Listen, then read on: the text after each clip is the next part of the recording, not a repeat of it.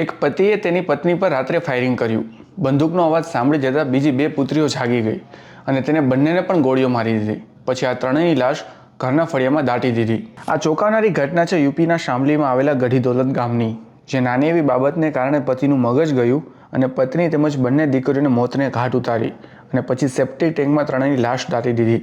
લગભગ અઠવાડિયા પછી આ વાતની જાણ થઈ. એ પહેલાં ફારૂકની પત્ની તાહિરા અને તેની બે પુત્રીઓ સહેરીન અને આફરીન લગભગ એક અઠવાડિયાથી ગુમ હોવાની જાણ પરિજનોને થઈ હતી. બાદમાં તેઓએ ફરિયાદ નોંધાવી. પછી તપાસમાં ચોંકાવનારો ખુલાસો થયો. પોલીસને ફારૂક પર શંકા ગઈ અને તેની આખરી પૂછપરછ કરાતા તે બધું બોલવા લાગ્યો અને સ્વીકાર્યું કે તેણે જ પત્ની અને બે પુત્રોની હત્યા કરી નાખી છે. આ હત્યા પાછળની નાની એવી બાબત હતી ફક્ત બુરખો. જી હા, તાહિરા અને તેની પુત્રીઓ બહાર જતી વખતે બુરકો નહોતી પહેરતી. આ બાબતે ઘણીવાર ઝઘડો થતો હતો, પરંતુ આ વખતે ફારૂકે ખેલ ખેલી નાખ્યો.